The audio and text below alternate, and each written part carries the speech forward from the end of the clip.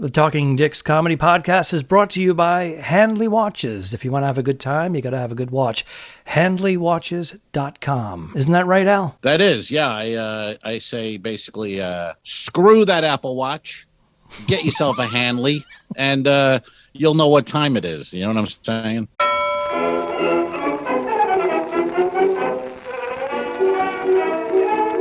I could put you in the brig for what you've done, but I won't do it. Talking Dicks, Volume 85. We are the Talking Dicks, spun off from the web series The Two Dicks, available on YouTube, and our podcast available everywhere, and on Patreon. If you want to see myself, Al Romas in Tampa, that's Al Ducharme in Studio City. He's wearing some sort of a tan shirt today with, looks like, who we got? Abbott and Costello on there. A little Abbott and Costello. And a tan Who's on first? Kind of hat. Some sort of maybe a big game hat. Maybe you're on a safari. Yeah, a little safari hat, a mini one, though. And then I have the Who's on First and a picture of Abbott and Costello, and they're in their baseball uniforms doing their bit.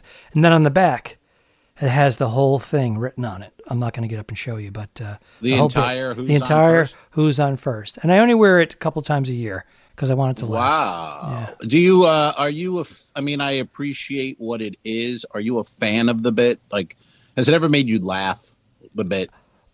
Or is it just, I think when I was younger, when I first, I truly appreciate what it is. I mean, yeah, it's they had a chemistry. They were together. They were comedy teams everywhere, Laurel and Hardy. These guys are a little after them. And I wonder who wrote it. I wonder who wrote the bit. Who came up with it? I don't know. Yeah. Who's credited for it? Did they just riff? Yeah. Did they outline it and riff, or did they like... I don't know if they wrote Abbott and Costello. You know what I mean? Like, maybe they had writers. Maybe they did. Did they... Speaking of which, if you feel as though that you would like to write for the Talking Dicks or the Two Dicks, please send in some samples and we'll hire you on the spot. Yeah. Because that well has been tapped. I think a new bit might be who wrote Who's on First. That could be a new... We can do a modern version of it? A modern version of who wrote it. Who wrote it? Who wrote it? Right. Who? Right. No, I'm asking you, who wrote Who's on First? Who Wright? Who Wright Jr., to be exact. Yeah, see, that sucked.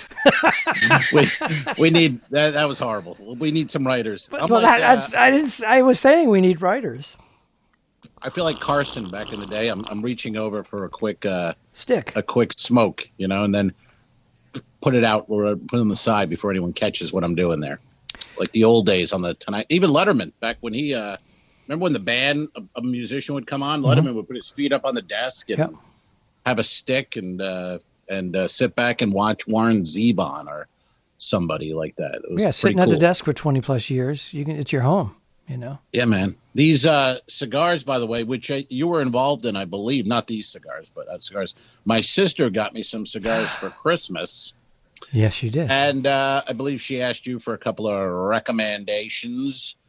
And the post office, being what it is, they were just delivered to her house. To her house? To her house. Well, they were supposed to be, because I was there for Christmas. Right. But they were supposed to be there in advance under the tree, and now it's January, whatever it is. End of January. And they just got there. So she's now repacking them and mailing them off to me, which I should get maybe next week sometime. So thank you, post office. Great job. What the hell? Well, I'm sure that she didn't open them up, right? I'm sure they're all sealed. No. And right. They have the humidor packet in there to keep the temperature or the humidity at the right 70%, she asked me 68%. She asked me, she goes, you think they'll be okay? I'm like, as long as you didn't open the bag, they should be fine. But she included the receipt just in case, and then she had talked to somebody, and they said if they're stale or dry, you can bring them back. Yeah, you know, they don't care. They want your business. They have my business, those sons of bitches. Well, now you got to wait. How did your sister send them to you? Did she send them by donkey? I didn't ask, but I'm assuming. I hope it's not USPS, which took a month to get to her. So I don't know. I didn't ask. But our sponsor, Handley Watches, they sent me some extra watch bands, and it said November 20th as the stamp date, and then I didn't get them until late December, after Christmas. Yeah. I have not even gotten my Hanley watch band yet. So you didn't? No, nothing. Oh, you know what? They sent them to your sister's I'd be showing house. it off on the Patreon. What's that? I didn't. Yeah, I'm not sporting mine today, but the listeners can't see it anyways. But the Patreon members can see it because they get all the exclusive video.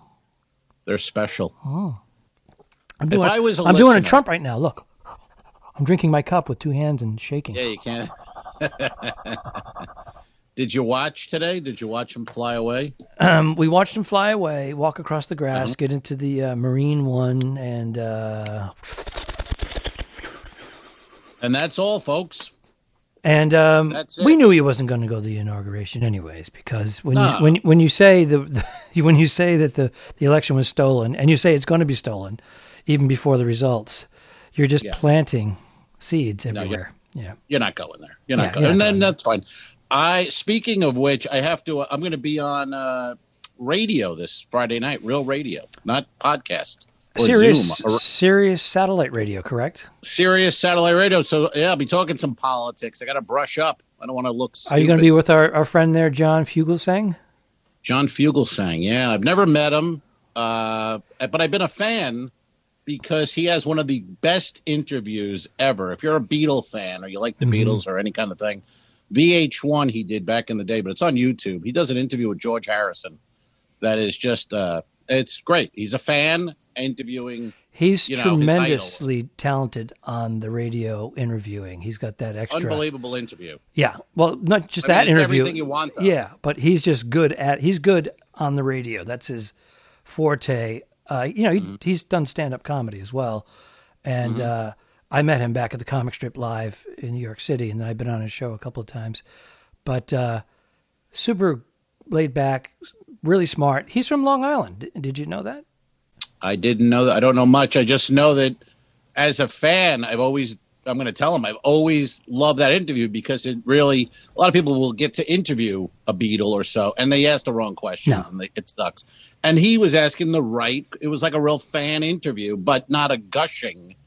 It was just like, hey, let me talk to you about this, and it was great. So I've always John's one of those guys. He's a good-looking dude. He's got the chisel, whatever, and he did a lot of television hosting stuff, and and you just think, oh, he's a pretty boy, pretty face, but he's got like a noggin. He's got like a brain. And I follow him on Twitter. Very good stuff on Instagram. Always good stuff. So that's on Sirius. If you have a Sirius radio, it'll be on Channel 127 Friday night. I'm looking forward to it. No Zoom or podcast, just a real. Yeah, don't listen to this on Friday night. Listen to John Fugelsang on Sirius. Listen to Al Romas there. Listen to me not know what I'm talking about politically. No, he's very good. He'll watch me be exposed. He'll lead you and hand it off to you. He won't be like me, just making fun of you and you making fun of me. And there's none of that horse shit. It's all good stuff. And then I'll go to Reddit afterwards, and people are like, that guy was a fucking idiot. Never bring it. Reddit can be nice, or they can destroy. Scathing. Yeah, they'll be like, that guy was a fucking idiot. Man. I don't comment. I just read here and there. Oh boy. So and then and then I'm doing a live show on the 27th in St. Pete with our buddy Danny Bevins. Looking forward next week. Outside, it's called the Side Lot. In St. Pete. And I haven't done stand-up in forever, man. Oh, I'll sock you in the stomach when I see you. What do you mean? Why? I haven't. You did 10 times more shows live than I have, or more, since the pandemic. In a year now. You can't leave the studio there. That's private information. That's private information. You wrap yourself in the AIDS blanket. It's private information. Yeah. You've been putting it out there weekly. Then you wrap yourself up in a blanket and hide till the next podcast. But I can't. I'm looking forward to it. Yeah. Well, it's an honor to be on that show. And I used to go into the city on, West 57th or 57th and Avenue of the Americas, where Sirius Satellite Radio's building is. And we'd go up and we'd do a couple of different satellite, because there's so many channels, but we always enjoyed going to John's. Yeah. Yeah, I'm looking forward to it. I've never met him, and like I said, I was a fan, so I've known about him for a long time. And Pete Dominic show. Remember Pete? Did you ever meet Pete Dominic as well? I did meet him back I never did his show. Yeah, He's not But doing that anymore with Sirius. He's doing on to other things. But yeah, sorry. Oh, go ahead. That sounds canceled. when you go on to other things, nobody chooses other things. Well, he does a lot of CNN stuff, correspondent stuff too. Oh, okay. But you know what I mean? When people go, yeah, I'm doing other things now. It's like, oh, gotcha. Yeah. Lost the gig, huh? But, like, if we weren't in a pandemic, that's the only positive of the pandemic. We got to do the Talking Dicks. If it never happened. This is the takeaway, we would have filmed some episodes and two dicks and moved on with our life. But luckily we were able to do that. And speaking of which, do we have... What am I holding in my hand? Questions. Patreon members, what am I holding in my hand? An envelope, please. May I have the envelope, please? We have questions. We take questions on Twitter, Instagram, wherever. Just write us a question. We'll answer it on the next podcast. This one is from a buddy of ours, Steve Smith, comedian and artist. He's pretty good with the digital artist stuff too. Yeah, the Photoshop and he's got it down. Yeah, because he has nothing else to do. He has a elementary school child and he's about 70 and a kid in college. So he's like he's got a son who's like 40 and now he's got a 6-year-old. It's weird that Steve is actually younger than his son. So I'm not asking questions, but. It is but also he had to nurse his wife back to health because she had a torn ligament or ACL meniscus. Or something. Yeah, something. I'm making that. Meniscus. I like saying meniscus. That's a fun word. Bernie just baked some meniscus. They're delicious. Meniscus? Yeah. Oh. Well, Steve Smith had a question for us. Yes, Stephen. And this was based on a photo you posted on the social media. I know exactly what this is. Go on. And he asked, what was Betty White like? I don't know if he means sexually or just in person. I don't know how to take that. So that's up to you, Alfred. Okay. I don't know how far you went with Miss White. Well, who's on first? Who wrote it? Betty White recently turned 99 years old, and she still is pretty sharp. And as you know, she's America's treasure. She is also very much involved in animal cruelty. No, I'm kidding. Activist. She works. She's been arrested many times. She's actually on board on a bunch of committees to improve conditions at zoos for animals to make sure that they are living as close to their natural habitat conditions. And probably not a fan of Joe Exotic. Not a fan of Joe Exotic, no. And she's written like 7 or 8 books on various subjects and some on animals. And she's a philanthropist, and she's quite the lady. Very funny, very sharp, sexual innuendo for her entire career, and she is genuine. She's genuine again. She grabbed your cock, is what you're saying? That seemed like a long build up to. And then she grabbed my Johnson. Is that what happened now? Cut to the chase, sir. Yes. How old was she in that photo that you posted? 96. So 3 years ago? 3 years ago. She had very supple hands. She said, "How does it feel to hold a 96-year-old's hand?" And I said, "Feels pretty good." And then I moved it over my cock. Then you said, "I'm fucking hard." I have to cut that out now. Why? Why? Because it's not the kids. Oh. And it's Betty White. Why do I respect, I guess, but she's actually dirty. She can tell a dirty joke. She can hang tough. She can throw a drink back. She can hang tough with the boys. Now, I was hosting. Let me just explain. I was hosting an animal shelter Love and Leashes event. Her person that handles her personal assistant, contacted me through a mutual friend and said, "Hey, they think you'd be a good fit for this. Would you come down and host? They're going to give her an award." And then she had her cast members from Hot in Cincinnati and all that. So I got to meet. That show stunk. Yeah, but it was on wasn't it on for like 5 or 6 seasons? It was on some Wendy Malick was on there. That was Wendy that Malick was is like 8 feet tall and gorgeous legs. But go ahead. Yeah, that was one of those. Let's put together a bunch of people that people formulaic. like. It had And Bert and Ellie. Yeah, I mean exactly. Yeah, that. Yeah. I mean, hey, you know what? If the producers of that show said, "Hey, we want to produce the Two Dicks web series and make it into a 22-minute," I would say, "I'm sorry, don't even talk to Al. He's very upset with you. The fact that show is on for 5 seasons. He wants nothing to do with you." I can't be honest. I mean, I can't be honest. You can be honest, and I'm just saying, you usually are, and I have to rein you in because you fat shame people, you call people out. I'm being honest though. That show, it wasn't a good show. No, but it had an audience. It definitely had an audience. It had an audience because they're popular people, and you put popular people. Oh, who else can we get? Oh, get Valerie Bertinelli. People love her. And they had get Betty White. Who's the British gal there? She's funny. She was from get the girl from Frasier. You know what I mean? What was her name? Perry? Her last name Perry? Perry White. Perry White. But what, you know what I mean? Like, get in here. That's one of those shows you just go, who cares? Who cares? I honestly say I don't recall watching more than 5 minutes. I've never saw a minute of it, but I just know. Wait a minute. Are you the church condemning a film and you've never seen the movie before? I'm the Pope. I smoke dope. I would insert Tommy Lee Jones every other minute. Every outhouse, every crap house, every whorehouse. Anytime they make one of those stupid jokes, I would have Tommy Lee Jones pop in and go, I don't care. I don't care. Yeah. Yeah, nobody cares. That show stunk. So did Golden Girls. Should I put that if you want to be honest. I put that in at the end of the podcast, right? Is that still on? Yes. I was there on the last one. Okay.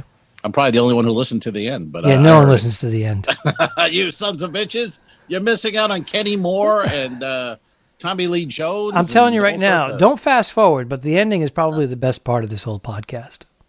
I can't argue that. And speaking of Betty, and I'll be honest, I hated Golden Girls. Hated it. I saw why it worked. I remember my parents watching it when it was. So did mine. Like prime time, like whatever, 8, 9 o'clock. I'd like walk by. I'd walk by as a teenager. I'm like, gross. Old bags sitting on a lanai drinking wine and talking about sex. I mean, could that be worse? And Maud sounded like a dude. Maud sounded like the My Pillow guy. Yeah, but Maud that show was fucking funny. Maud. Maud, the spin-off funny, to... All in the Family Maud spin-off. Funny show. Yeah. Great show. Great writing. Great. Great. And I loved when Walter would treat her like a dog. When he got mad, he'd go, Maud, sit. Like a dog. Was the only one who could get Maud to shut up. The only one. The only time he would take everything, but then when he got enough, Walter would just go, he let her get away. She let her, that's just Maud. Then she'd go too far, and then he's like, all right. And she would sit. Maud, sit. And it wasn't even like a chauvinistic thing. It was just like he was the only one who could rein her in when she was out of control. Oh, yeah. And he just stood in the corner at the little portable bar and drank and listened to her rant. And she was the alpha. She was definitely the alpha, and he was the... He let her know that, okay, Maud, you crossed the line. That's right. And then you had her daughter, Adrian Barboobs. Barboobs walking around. Barboobs. She had twins when she was like 50 or something like that. Is that true? Yep. Are those her tits, you mean? Her twins? What are you talking about? She had new tits? Motorboat. I remember on that show. A lot of sound effects today. A lot of sound effects. I remember on that show, too, she had a son. And Walter always basically was implying that the kid was retarded. And his name, I just remember that little minutes of that show, moments. And whenever Walter would go, hey, what's Philip up to? Maud would just jump and go, Philip is not dumb. You're going to make me watch Maud again. Oh, it was great. And that beginning, remember Family Guy mocked it? They had that intro that never ends. Yes. Yeah, it was like a 4-minute intro to introduce Maud. And Peter Griffiths, and they go, come on! Already. And then there's, come on! Yeah. But, All right, well, that answered the question. Yeah. You got a hand job from Betty White when she was 96 at a dog and pony show. That was pretty much is that what happened? That's the gist of it. That's the gist of it. I liked it. Good show. I mean, good story. I didn't get to ride in the limo. I was supposed to ride in the limo. They were going to pick me up first and then pick her up second. Mm-hmm. And I got the phone call. Could you just meet them there? You know, damn it. I'm sure it was. Yeah. They blamed it on traffic, but they didn't want know. Betty was like, "What are we doing? We're picking up." They didn't want Betty fucking jumping my bones. Is what they didn't want. Betty made that call. She said, "What are we doing? We're going to pick up Al Ducharme first." Fuck that. Oh, no, they were going to pick me up, and we were going to pick her up. You know, she didn't want that. No. She wanted the limo to herself. But they lumped me in with. Not only was I hosting the event, but I was her chaperone, kind of like security guy. Even though they had mall security, it was in a mall. I was like. I was like, okay, I was behind the rope and I had to stop people. What do you mean it was in a mall? Because she was signing. It was in a mall, and there was a pet shop in the mall here on Wilshire in Los Angeles. And Betty White's in a mall? What was it, the Pacific Mall or something like that? Yeah. And fucking hundreds of people just like... Betty White's over at Spencer's Gifts?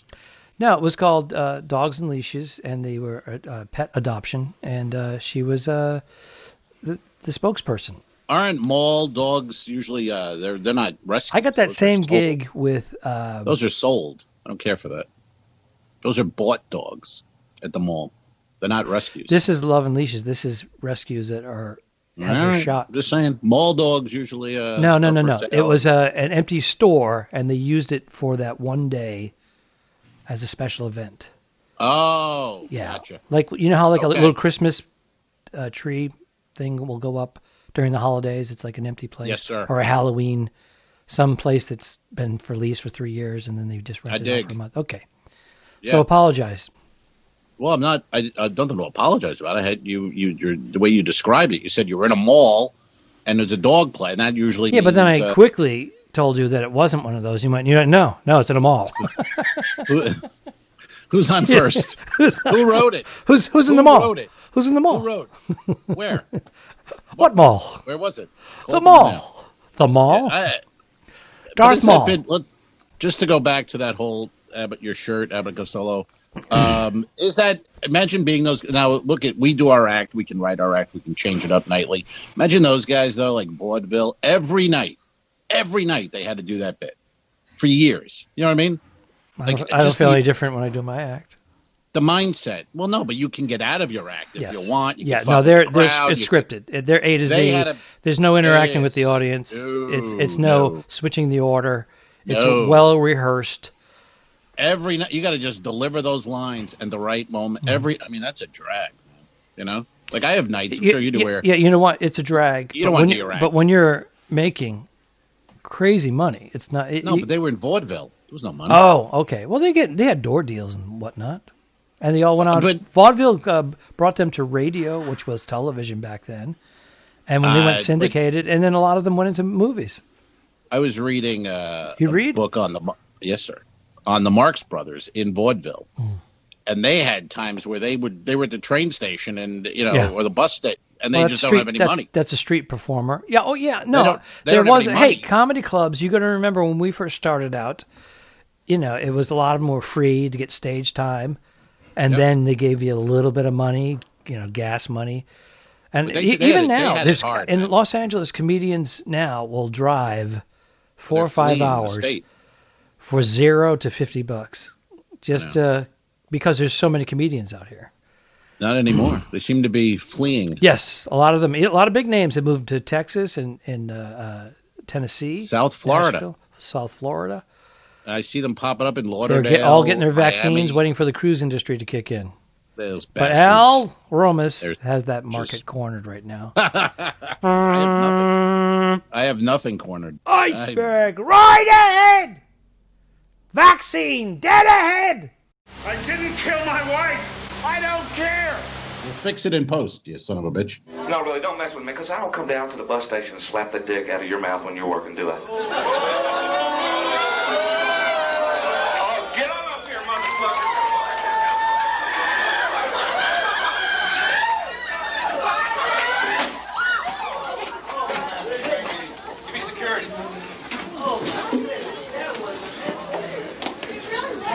I'm sorry, man. The guy fucking came at me. What do you think, folks? No way. Okay, show.